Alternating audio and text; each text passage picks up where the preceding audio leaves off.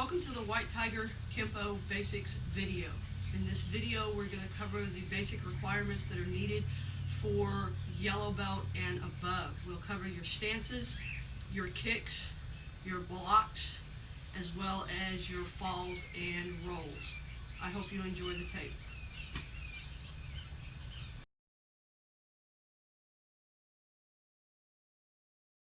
What we're going to go over is a square horse stance or riding horse stance. The stance, you get into the stance by starting in a neutral stance. You step out right or left, feet pointed straight ahead. Now if you have a line like we're using right here, both toes would be right on the line. Your hands are in chamber. Your feet are about 12 inches apart or a little bit beyond shoulder width.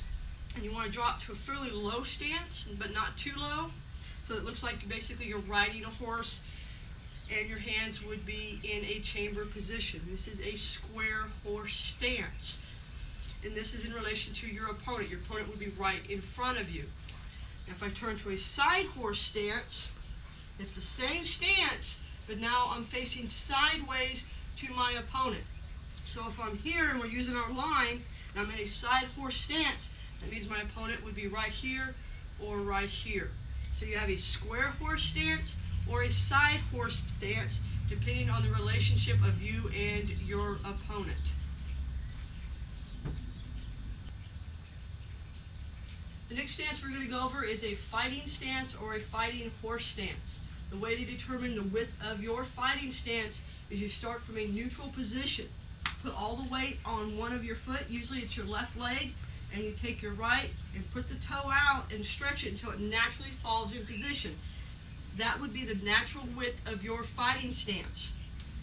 So if you were using a line to help with your relationship, you would have one foot on one side of the line. You would take your front leg and stretch it out until it falls, and the toe would be on the other side of the line. So you would be on a heel-toe relationship. And that would be the width of your fighting stance.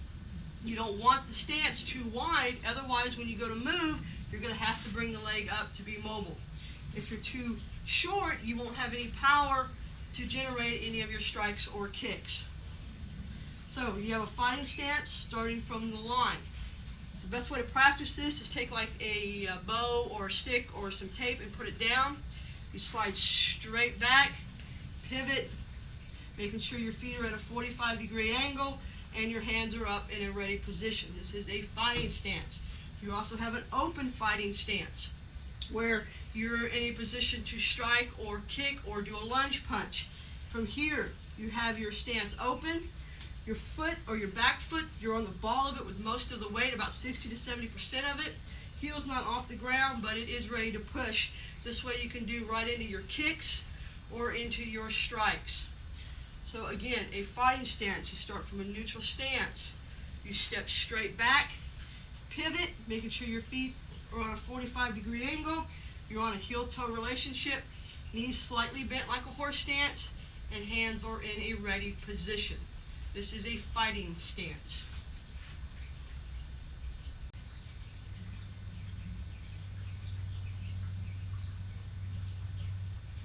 The next stance we are going to go over is a hard bow stance. Whenever you throw a strike of any kind, you're going to have one of three power patterns. Either a linear or straight power pattern, a circular power pattern, or a drop of body weight. You have to have one of those three to make a strike effective. In this case, we're going to use a hard bow, which is a linear power pattern. The best way to do this is you start from a neutral stance. You'll step straight back into your fighting stance. And as if you were going to throw a reverse punch, your back heel is going to turn, keeping it flat. Your back leg will lock out. Your forward leg will bend. And as you throw the strike, you're going to drop your body weight and using your knees to raise and lower you, not your shoulders. So you always want to make sure your shoulders are over your hips. So again, you step straight back into a fighting stance. Turn the heel so it's flat on the ground. Make sure you're not up on the ball. Heel on the ground, leg locked, forward leg bent, toes pointing in the direction of your opponent. And as you drop the body weight, that's when your strike would start.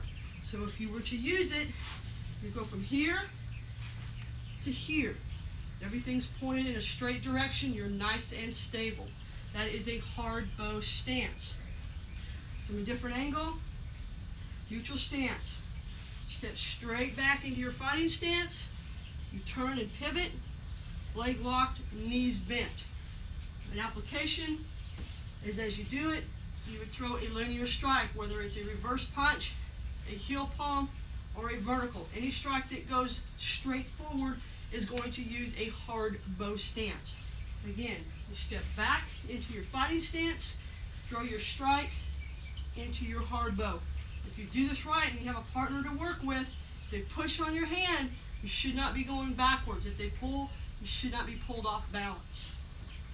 That is a hard bow stance.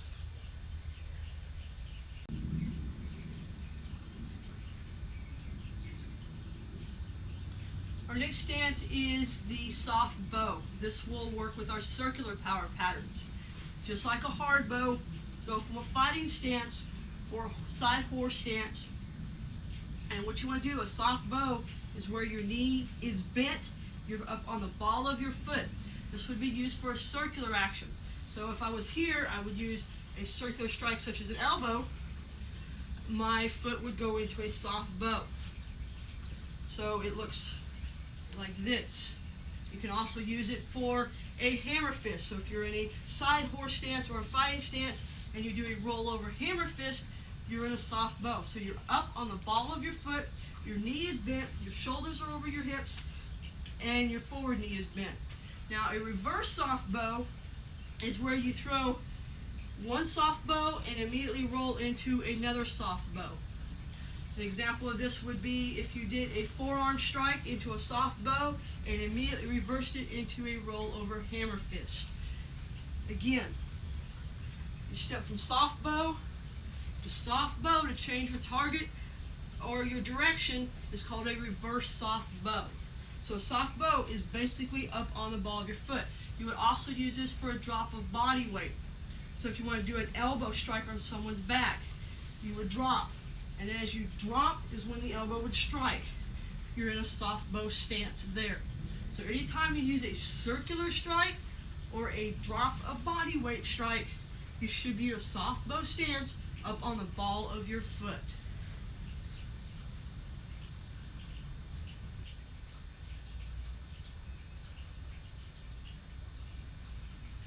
The cat stance, like a soft bow and a hard bow, is what we call a transitional stance. In other words, you're not going to stay there, you're going to get in and out of it, unlike a fighting stance where you would stay there.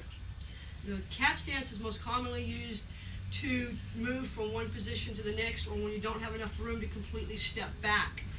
You just step back ever so slightly and draw up onto the ball of your foot. All the weight, or 90% of the weight, is on your back leg, and only about 10 of it is on the front leg. Now, as you do this, you want to drop the body weight slightly, and most of the time when you do this, it's going to be used for a front snap kick. So if someone throws a punch at you, you get slightly out of the range of the strike, and you can throw your kick without being jammed up. This can be used in any direction. Again, you step back, not very far, draw up, 90% of the weight on your back leg, drop the body weight, and about 10% of the foreleg up on the ball, and from here you would normally throw a front snap kick. Again, from a different direction, step back, draw to the ball, drop the body weight. From here, you would throw a kick. You would never strike from this position. This is called a cat stance.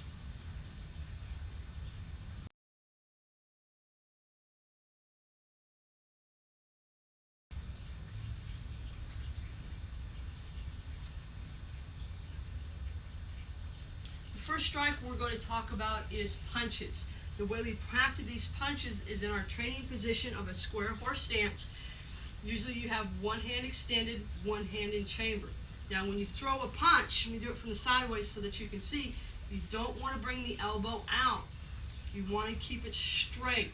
So as you throw your punch, you wait until the elbow leaves the rib cage area, then you roll it over. And when you roll it over, you want to make sure your wrist is flat and these two knuckles are pointing straight forward. Your striking would be the groin, the solar plexus, or even into the face. We usually don't recommend a face strike though. So you usually want to practice either to the solar plexus or the groin area. When you practice these, you'll have one hand in chamber, one hand out. Start off slowly, make sure your timing is right. As one comes out, the other goes back into chamber. And you keep doing this. It should be nice and smooth. You don't want a lot of shoulder action or body behind it. That's what we use our power patterns for. These are punches. So from a square horse stance, side horse this way, same thing. Elbow leaves the rib cage, the punch strikes right down the center line of the body. As one comes in, the other one goes out. These are punches. You also have a reverse punch, like we were talking about when we did our hard bow stance.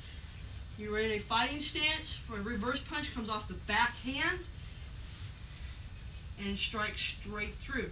Now when you practice these, you want to have a hand up in check position. Same thing on timing. Timing is very important. As the hand comes out, the feet will move, and as the feet and the body snaps forward, the punch should be in place. Again, so from our fighting stance, hands are up, hand in chamber, straight forward. As you drop the body weight and leg locks out, your punch will come into place. A side view of a reverse punch. So you got your hand up, hand in chamber, straight forward and lock it out. Again, a reverse punch. Another type of punch would also be a vertical punch. The only difference between that and a straight punch is the hand rolls over. So instead of punching this way, a vertical punch punches this way. Comes out straight, almost a drop to it. So you come out and you strike that way. It's called a vertical punch. And those are your punches.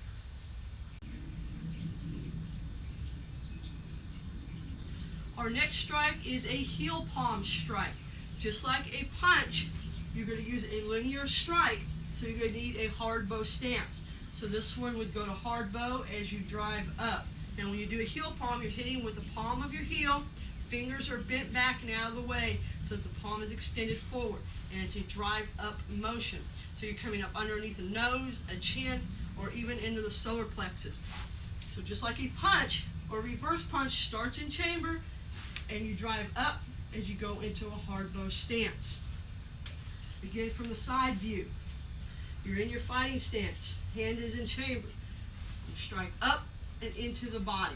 That is a heel palm. Another way to use a heel palm is a downward action, like right under the bridge of the nose. You could use like a flex block, and then you would just strike the palm right under the bridge of the nose or even onto the chest. Again, it would be 1, 2. So you want a driving action. Snap that wrist down. Again, you could use like a flex block and then use a snapping action and drive that wrist down using the palm of the heel right on top of the nose. There is a heel palm strike.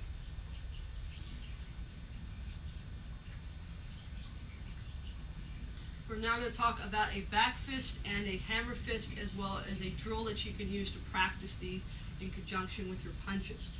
Now a back fist, it's usually from a fighting stance or a side horse stance. You got your hands in a ready position.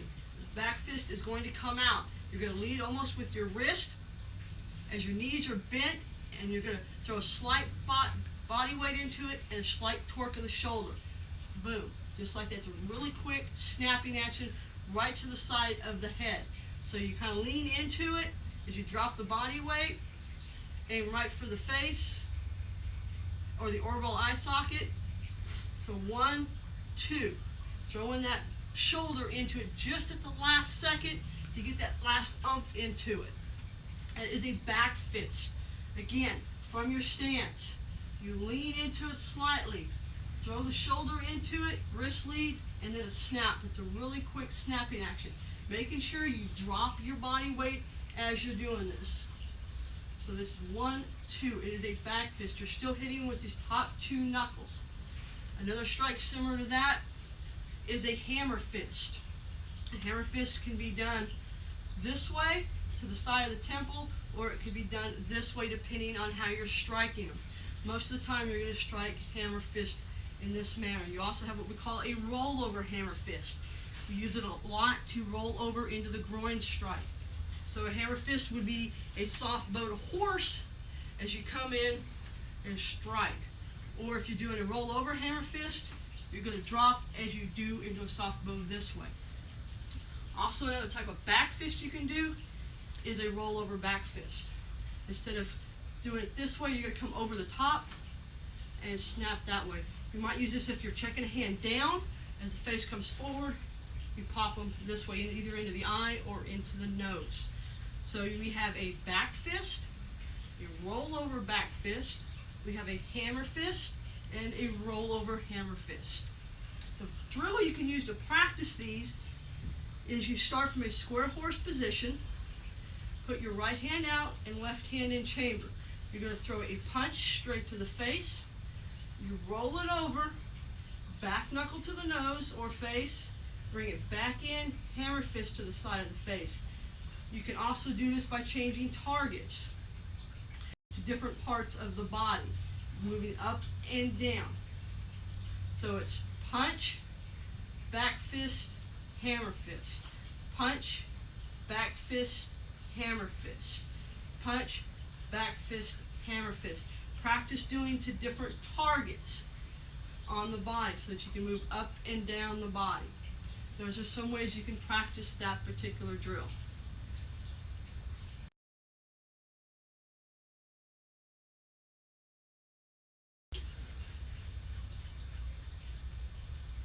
Inward block is our first block we're going to go over.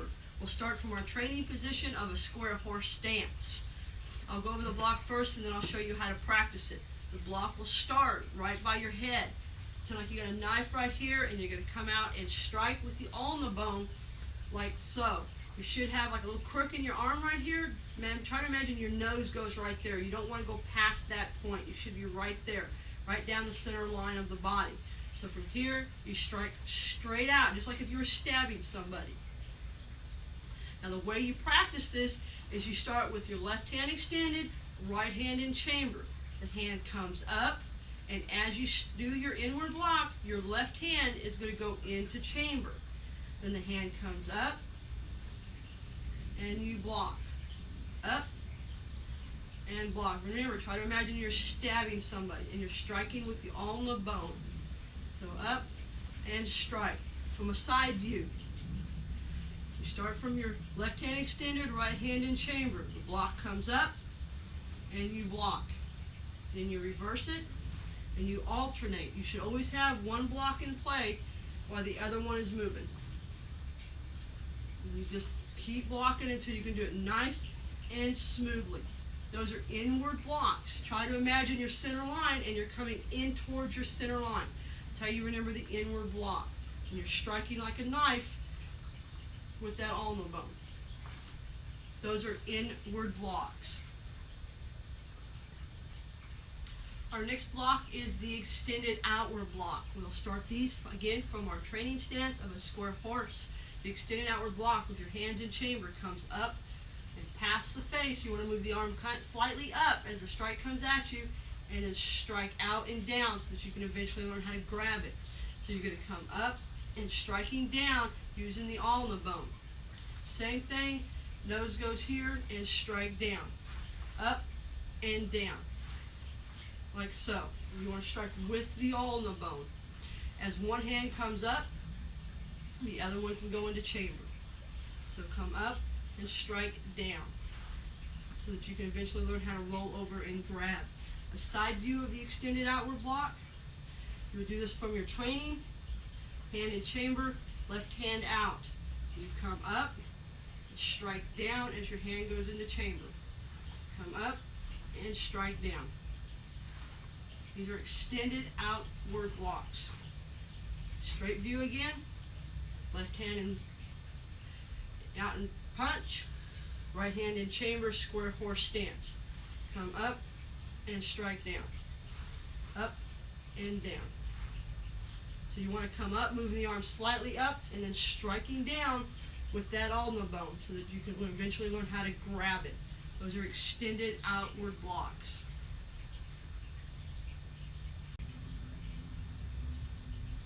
We're going to now teach you the upwards block. Like before, we go to our square horse stance. For right now, put both hands in chamber. The upwards block, this is designed when you want to get up and under something. You want to drop your body weight and get below them for a vertical strike of some kind to the body. So from your neutral stance, or from your square horse stance, hands in chamber, your hand is going to come up and roll over to the outside.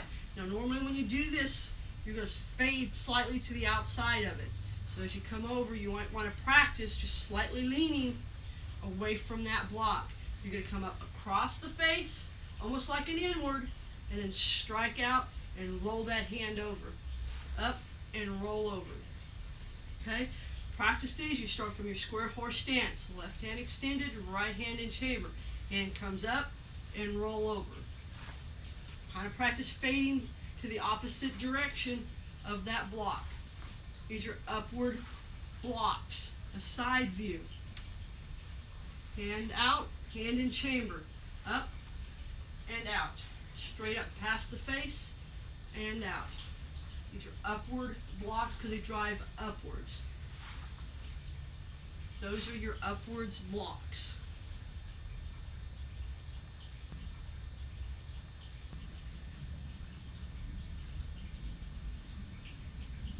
You'll notice that we haven't taught you a downward block.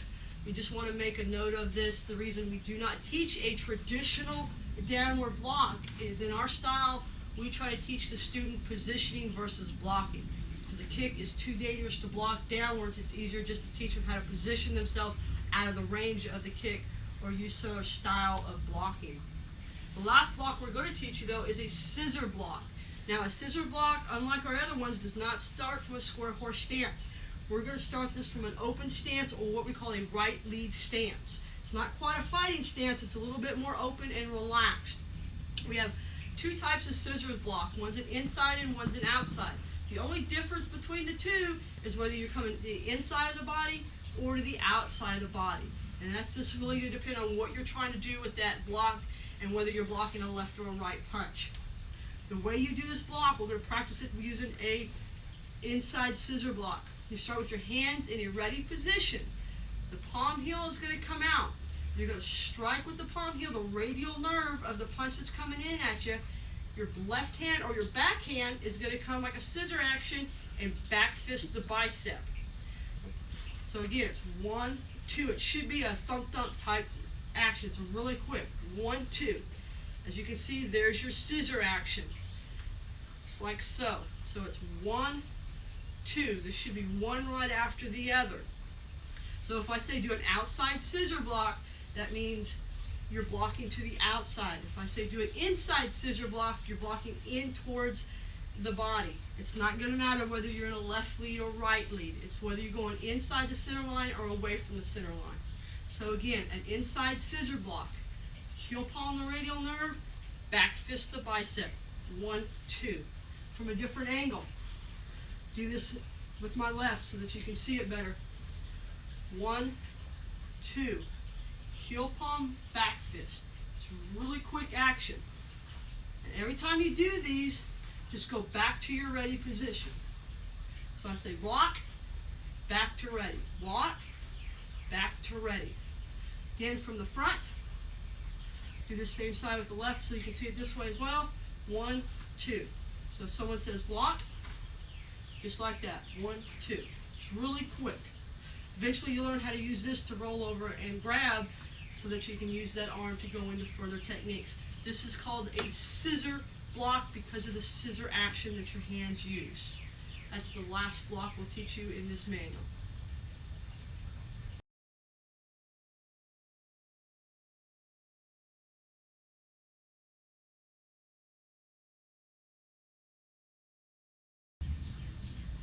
First kick we're going to teach you is a front snap kick. We're going to teach this to you from 2 different stances. The first one is going to be a cat stance. You don't always want to, as soon as you're in a confrontation, take a fighting stance because of the legal repercussions of it. If you take a fighting stance on somebody, by law that's considered a threat and you could be the one in court instead of vice versa. So sometimes what you want to do is just get your hands up kind of in a, hey, I don't want to fight you, And this way you're also in a position to block. Then you kind of take a slight step back out of the range, and as you do so, you just bring your foot slightly into a can't stance, just like so. And then from here, knee comes up, chamber's position, level with your hip, snap straight out, and then bring it back down. So the motion kind of like, hey man, I don't want to fight you, step back and kick. Again, hands come up. You want them in a position to block, but that's about it. Step slightly back, draw in, chamber, re-chamber. This is very important. Make sure you don't kick and drop it. You bring the foot up into a chamber, you kick, and you re-chamber. Now, what do you kick with? Well, you can kick with your instep, you can kick with the ball, or the point of the toes. Depends on what kind of shoes you have and what you're targeting. If you're barefooted like me, you don't really want to kick with the point of the toes. You either want to use your instep or your ball. Now, if you're kicking up into the groin, chances are you're going to use your instep. If you're kicking straight at something, like straight at the thigh, you use the ball of the foot. Now, if you got nice pointed boots on, steel-toed boots, point those toes. Come up, straight up the middle, chamber and re-chamber. Again, from this direction. Hands up in a guard position. Step back, draw to a slight cat, chamber, kick, re-chamber, and set down. Again. Those are front step kicks. A traditional way to practice this is from your fighting stance. Making sure your stance is open. You got it kind of on the ball of your foot like we talked about before. Hands in a ready position. There again. Chamber, kick, re-chamber, and set down. So up, kick, and down. Now remember, we don't want to kick any higher than the waist. So you're looking at a belt and below is your targeting. The higher you go, the better chance you have of you falling or getting your foot caught or blocked. Again, from a fighting stance. Hands up, feet in a ready position, get yourself nice and square, kick and re-chamber. And make sure you practice this both sides. On your test, you will have to demonstrate both left and right front snap kicks. Those are your front snap kicks.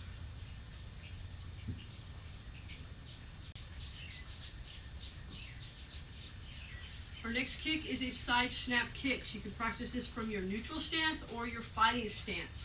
Just like the front snap kick, your foot's going to come up in chamber. This time you're going to kick out to the side and back. This will either be done with the knife edge or the heel of the foot. It's a really quick kick and not a power kick. It's a fast kick. So you come up, kick, re-chamber, and down. Make sure whenever you're practicing, even neutral stance, the hands are in a ready position. Up, snap, back into chamber, and down. Again, chamber, kick, re-chamber. You're targeting the thigh area. Nothing higher than that. Up, kick, and re-chamber. Also practice from your fighting stance. There again, hands in a chamber position, feet right where they need to be. Bring the chamber up, kick, and re-chamber, and back down. So it's 1, 2, 3, 4. So snap it. Always look where you're kicking. So up, kick, and back. Make sure you have a chamber and a re-chamber, and back down. Those are side snap kicks. Make sure you practice both ways from neutral and fighting, and make sure you practice both from your left and right side. Next kick we're going to talk about is the back kick. It is the most powerful stationary kick you have. A back kick starts just like the rest of them from a neutral stance. You want to make sure you have a chamber and a re-chamber. So the kick comes up, straight back, and down. Making sure you're using your peripheral vision to see what you're kicking at. Again, 1, kick, and back. These are back kicks. Do it from a slightly different angle. Up, kick, and down. Those are called back kicks. Okay, so the back kick you want to also practice from neutral as well as a fighting stance. So the same thing applies. Kick, chamber, and re-chamber. Making sure you're watching what you're doing. You're seeing with your peripheral vision. Those are called back kicks.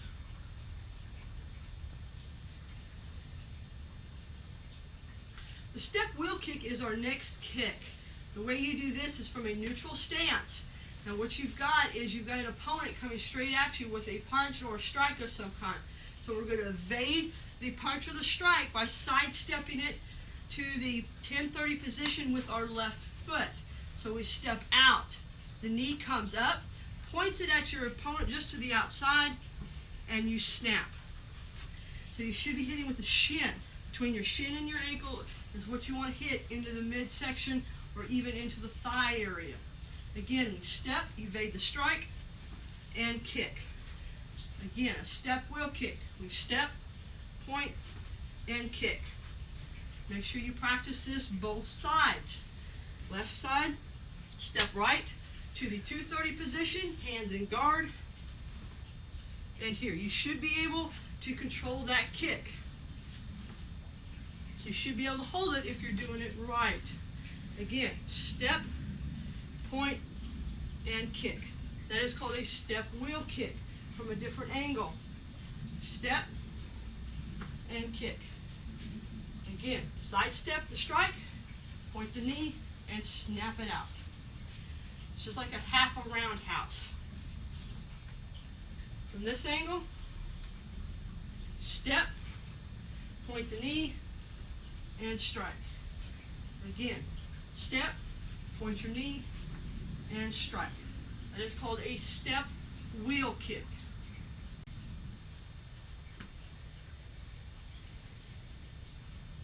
Our next kick is called a turning back kick, also referred to as a spinning back kick. There are several ways to practice this one. The first way we're going to show you is from a neutral stance, which is the most common way you'll probably use it. What you want to do is from your neutral stance, you're going to step forward, either left or right, and you want to step in a reversed fighting stance. In other words, you don't want to be in the fighting stance we taught you. You want to reverse it so that your lead foot is ahead of your back foot. The reasoning for this is when you go to turn, strike your opponent, you're doing a back kick. You don't want your other leg in the way. Then your foot will S out. From here, you see your opponent, look at it, throw the back kick, rechamber, and land into it into a fighting stance. Again, from a neutral stance, you want to step across your body, reverse your heel-toe relationship, turn. You should see your target before you kick. Kick, rechamber, and land. And when you first start practicing that, just get the mechanics down. The more comfortable you get with it, the faster you'll be able to spin, the more power you'll be able to generate. From a different angle, starting from a neutral stance, you step, reverse your heel-toe relationship, turn and look opponent for what you're kicking at, hands up, back kick, and land into it. Again, we'll try it with the other side. Step, reverse the heel-toe relationship, turn and look, back kick, and down. Again, we'll use the other leg this time. Step, turn and look. Make sure you're doing a nice, solid back kick, and land into it. The other way you can practice this is from the fighting stance to begin with. Now what you want to do when you use a fighting stance to start with is you're going to step forward and there again reverse your heel-toe relationship. This will also allow you to gain some distance and build up a little momentum into that kick. So from your fighting stance, you step, turn and look, kick, and down. It's the same as it was before, except we're already in the fighting stance. So we step, turn and look at your target, back kick, and land. That is a turning or spinning back kick.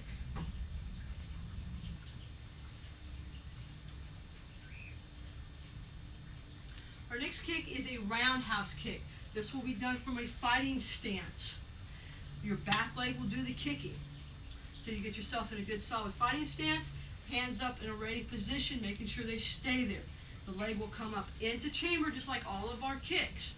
As it comes up, You're going to roll over, kick, and land. Notice the hands are always up. What you don't want to get in the habit of doing is this. What happens is if someone blocks it, now you have nothing to protect you. And it's an obvious sign that you're throwing a kick. So, from your fighting stance, hands up in a ready position. Bring the foot up into chamber, roll over, and kick. A good way to practice this is if you've got like a small space, you can throw the kick up, land into a fighting stance, roll over, and just keep reversing it back and forth. Again, a roundhouse kick. Hands up, chamber position. As you get into chamber position, roll over and kick, and land. Do it from a different angle. Hands up, kick, and down. Again. Now a good thing to practice and also build strength in your legs is balancing. Try to hold that kick for a few seconds before planting it down. Again, and then set down. Do it from this angle. Hands up, kick, hold it for a second, and plant down. That'll help strengthen that leg muscle and work on your balance. Those are called roundhouse kicks. One of the most powerful kicks you have is a crossing back kick. This is used to gain that critical distance line. Now the cross will depend on how much distance you have to gain. At first just start off small and then work your way up. There's two ways to practice this. One, neutral stance. From a neutral stance, you're going to step into your opponent. As you step into him, your back leg is going to cross. This is what I was talking about. It depends on how big the cross is, depends on how much distance you want to cover. The wider the distance, the wider the cross.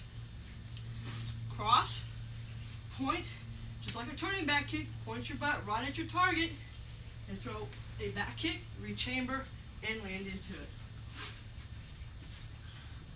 Again, step into the kick. Cross, point, back kick, and land. Try it from a different angle. Neutral stance, step, cross, point, kick, and land. Making sure the hands stay up the whole time. Again, step into it. Cross to gain some more distance, point the target, kick, and land. From this angle, again, step, cross, point, back kick, and land. One thing you want to try to work on when you do this is to keep the momentum going. Try not to stop. Once you build out that momentum, you'll get the power that you need. Again,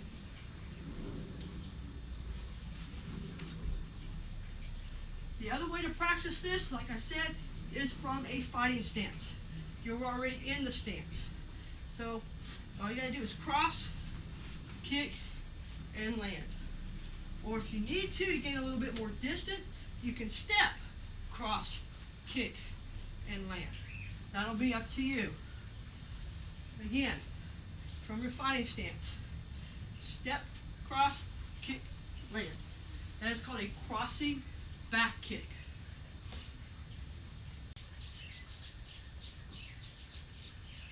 Our next kick is a side snap kick. So you can practice this from your neutral stance or your fighting stance. Just like the front snap kick, your foot's going to come up in chamber. This time you're going to kick out to the side and back. This will either be done with the knife edge or the heel of the foot. It's a really quick kick and not a power kick. It's a fast kick. So you come up, kick, rechamber, and down. Make sure whenever you're practicing, even neutral stance, the hands are in a ready position. Up, snap, back into chamber, and down. Again, chamber, kick, rechamber. You're targeting the thigh area. Nothing higher than that. Up, kick, and rechamber. Also practice from your fighting stance. There again, hands in a chamber position, feet right where they need to be. Bring the chamber up, kick, and rechamber, and back down. So it's 1, 2, 3, 4. So snap it. Always look where you're kicking. So up, kick, and back. Make sure you have a chamber and a rechamber. And back down. Those are side snap kicks. Make sure you practice both ways from neutral and fighting. And make sure you practice both from your left and right side.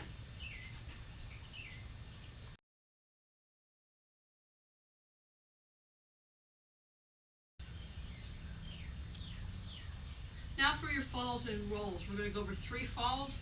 Your front fall, side fall, and back fall, as well as your forward roll. You all have the same principle, which is you want to spread the weight of the body over the whole area, not in one spot. The first one we're going to do is a side fall. Start all your falls from a squatted position. We back up just a little bit until you get used to it. From here, you're going to kick out as the hand comes up and side fall sideways. Again, kick out and fall. Making sure you slap with the foot and the hand and bring this up so you have it as protection. From a standing position, start from standing. These two will work together just like they're on a string. You come up and fall. Practice both sides so that you're just as good on the left as on the right. These will be very important when it comes time to using the techniques on each other.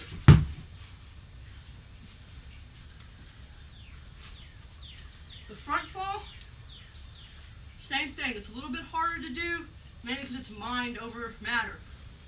What you want to do is you want to fall forward, right on the forearms, on the palms.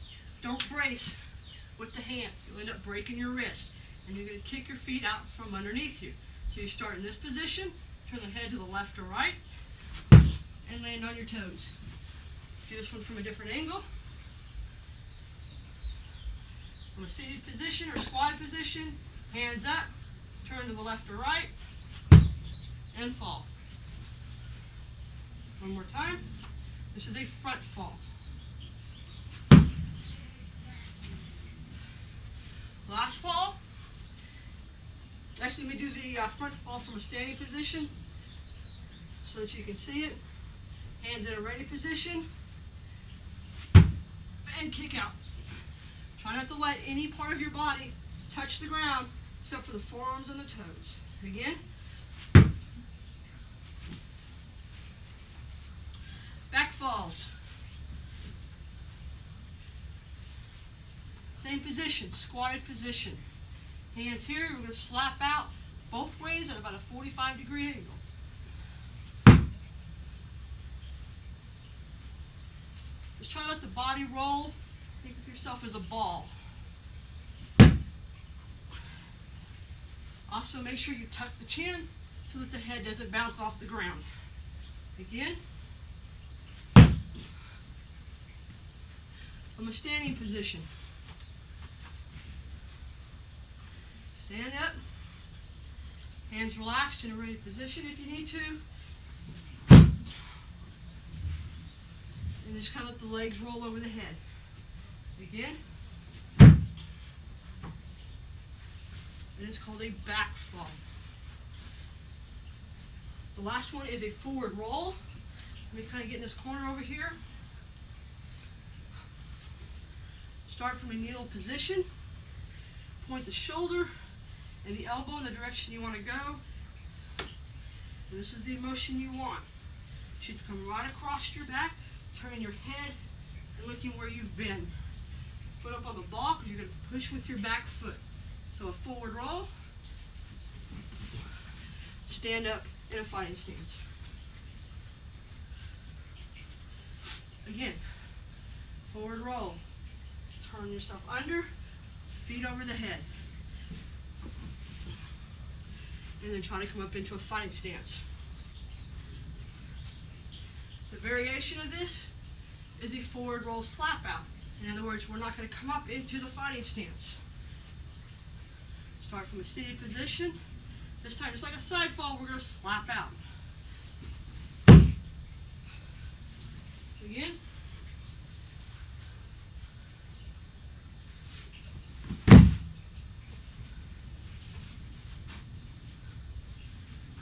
Show you both from a standing.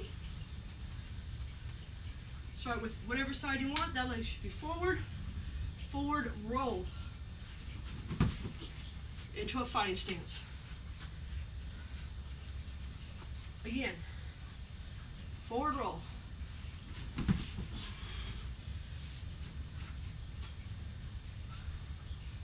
Forward roll, slap out.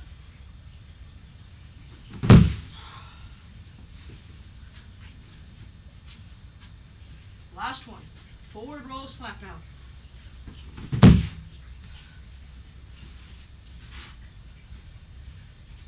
And that concludes the basics video.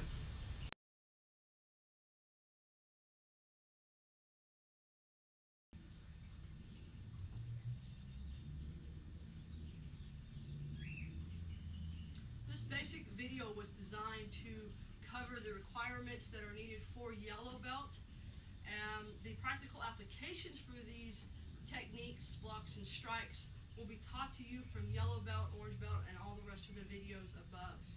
So please take that into consideration when learning these.